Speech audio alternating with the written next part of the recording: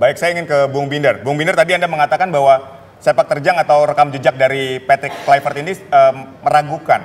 Lalu apa yang harus dibuktikan oleh seorang Patrick Kluivert supaya mendapatkan hati dan kepercayaan dari masyarakat kita yang sudah terlanjur cinta dengan STY? Oke, kalau memang ingin mendapatkan hasil akhir yang positif, artinya kan perlu ada kekompakan di antara para pemain. Jika diinginkan kekompakan di antara para pemain, artinya permainan yang kolektif, artinya yang saya tunggu adalah strategi dari Patrick Kluivert.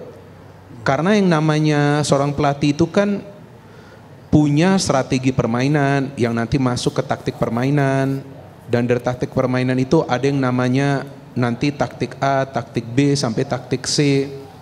Jadi yang kita tunggu ini adalah racikan taktik dari Patrick Kluivert. Kalau soal sosok Patrick Kluivert tidak perlu diragukan sebagai mantan pemain timnas Belanda, bermain di Piala Dunia, bermain di Piala Eropa. Tidak perlu diragukan lagi sebagai pemain, dia adalah pemain yang hebat. Bisa mencetak banyak gol, membela klub-klub top Eropa. Tapi sebagai pelatih, nah ini kan yang kita tunggu, racikannya seperti apa.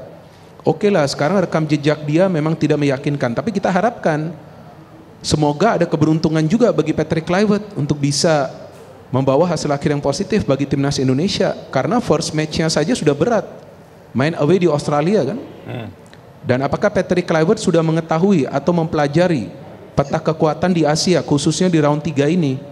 Nah itu juga kan belum kita tahu, karena dia belum juga datang ke tanah air kan. Nah saya pikir hal-hal ini yang nanti perlu ditanyakan oleh para jurnalis. Kalau saya kan tidak punya akses.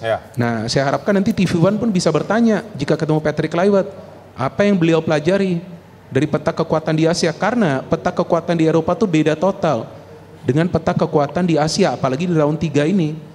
Timnas Indonesia kita walaupun sekarang berada di peringkat nomor 3, tapi tetap adalah tim paling lemah di grup ini. Rankingnya paling rendah. Walaupun ada banyak pemain-pemain standar Eropa, pemain-pemain diaspora kita yang bermain di Eropa, tetap saja adalah tim paling lemah. Karena belum pernah lolos ke Piala Dunia. Bahkan belum pernah bermain di round 3 sebelumnya.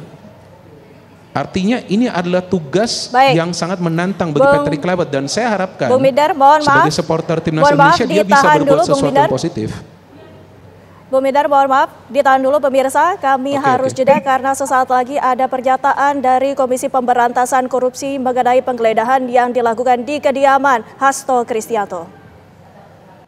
Anda kembali bersama kami di Kabar Petang, pemirsa. Kami akan mengajak Anda untuk kembali berdialog bersama para narasumber kami. Kembali kami sapa Coach Indrianto. Jika tadi sebelumnya Bung Binger menyatakan bahwa kekompakan adalah kunci untuk nantinya agar timnas Indonesia ini bisa meraih ataupun lolos ke Piala Dunia 2026. Bung Indrianto sendiri melihatnya, apakah dengan waktu 2,5 bulan yang tersisa untuk nanti melawan Australia, hal ini bisa tercapai kekompakan tidak hanya dari pelatih dan juga kepada para pemain, tapi pelatih dengan timnya sendiri, dengan tim kepelatihan. Bung Indrianto.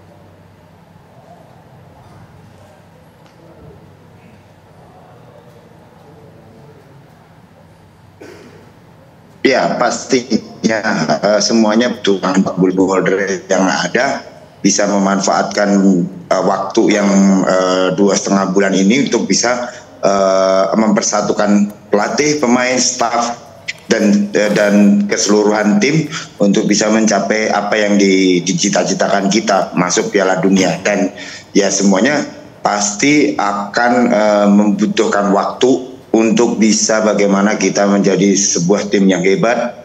Pasti juga akan butuh proses yang panjang juga. Tapi saya berharap 2,5 bulan ini kita bisa memaksimalkan karena pemain-pemain sudah bermain di Eropa dan mereka tahu apa yang mereka lakukan. Baik, saya ingin ke Bung Binder. Bung Binder, ya permasalahan utama dari Sintayong dikatakan oleh Erick Thohir itu adalah masalah komunikasi dan diharapkan pelatih baru ini dapat memperbaiki masalah komunikasi dengan tim. Seberapa penting sebetulnya ketika kita membicarakan konteks pelatih melakukan komunikasi dengan timnya ini?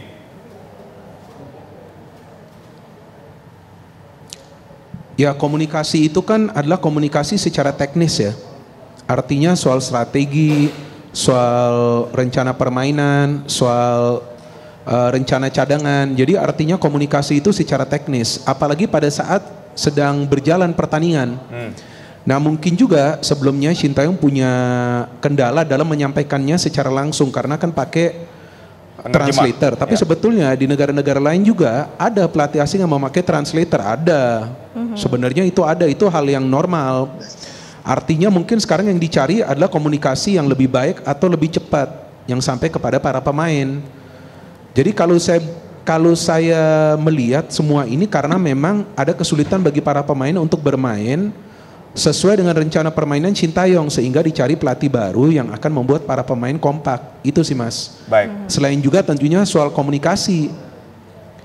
Nah, jadi intinya seperti itu. Kalau soal komunikasi pakai translator, ya sebetulnya banyak negara lain juga pakai pelatih asing pakai translator juga.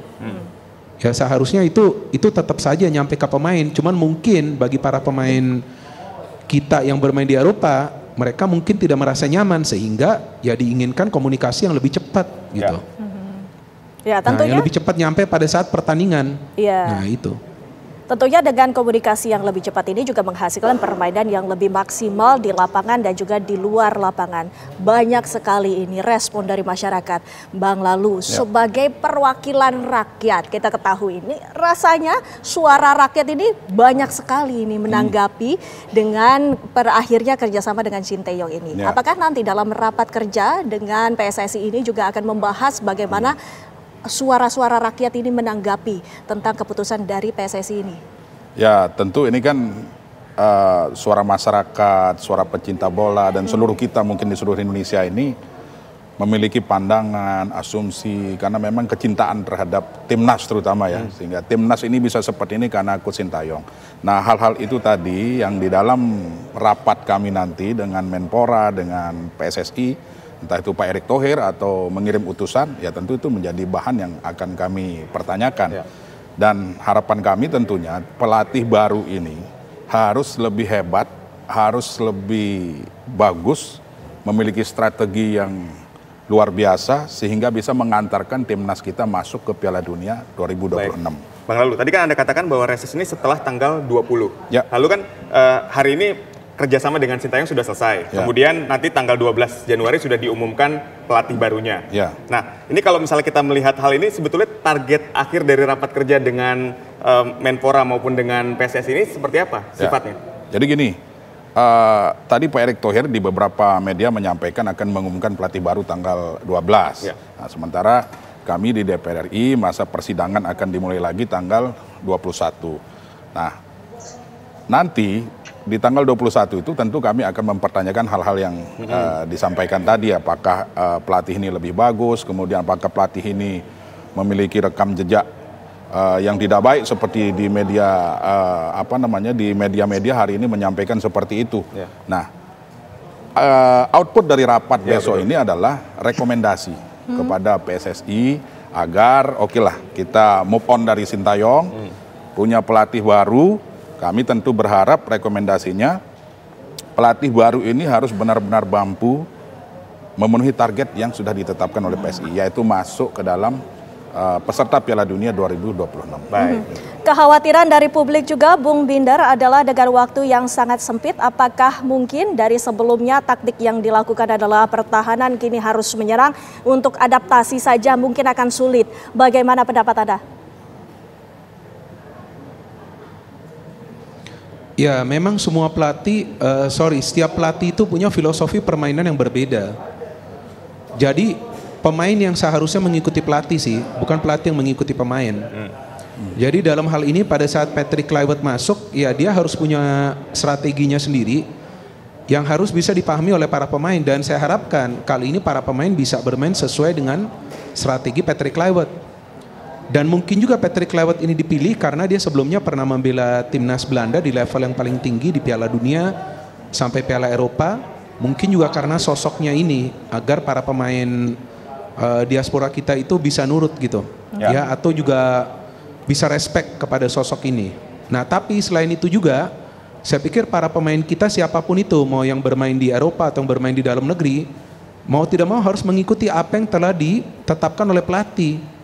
Jadi kalau dalam tim itu gak ada yang namanya ngeluh-mengeluh, itu gak boleh. Jadi apapun yang pelatih katakan itu memang harus diikuti. Jadi saya harapkan Patrick Kluivert juga mendapatkan dukungan dari para pemain, karena kan Patrick Kluivert walaupun legenda, tapi kan dia sekarang pelatih nih untuk timnas Indonesia. Dan lagi-lagi saya ulangi, track recordnya kan nggak menjanjikan. Jadi jangan sampai para pemain melihat track record yang tidak menjanjikan dari Patrick Kluivert kemudian tidak memberikan respect. Nah ini juga yang harus dijaga, karena nanti yang bermain di lapangan kan para pemain ini, mereka harus mengikuti apa yang direncanakan oleh Patrick Kluivert. Baik. Ya, kami sudah mendapatkan poinnya. Saya ingin ke Coach Indrianto. Jadi, Coach Indrianto, ketika misalnya kita melihat saat ini penampilan dari timnas Indonesia sendiri, apa yang harus diperbaiki? PR yang diberikan di masa kepemimpinan Sintayong yang harus diperbaiki di masa kepemimpinan pelatih baru selanjutnya dari Belanda ini? Ya, selama ini yang kita tahu bahwa penyelesaian akhir yang kurang di dalam tim kita, apalagi di asuhan Coach Shin. Jadi bagaimana, ya sekarang tinggal bagaimana tadi Bung Winder bilang, ya sekarang tinggal Patrick Kluivert, kalaupun harus menjadi pelatih timnas ya harus memberikan yang terbaik. Apalagi ini pemain mantan pemain depan, jadi paling enggak apa yang beliau dapat di selama karirnya bisa memberikan kontribusi yang bagus juga buat kita. Apalagi yang saya bilang tadi, Coach Shin luar biasa, ya selama 5 tahun memberikan yang terbaik. Kita mau ucapkan terima kasih lah. Tapi ini semua keputusan sudah berjalan, dan saya berharap pengganti Coach Shin lebih baik dan bisa memberikan warna baru untuk sepak bola Indonesia. Dan ya saya berharap untuk pemain depan kita lebih tajam lagi, karena beberapa pertandingan terakhir kita masih kekurangan untuk bagaimana kita menyelesaikan gol. Itu aja, Mas.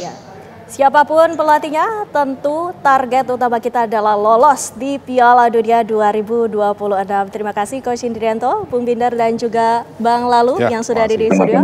Selamat petang Bapak-Bapak.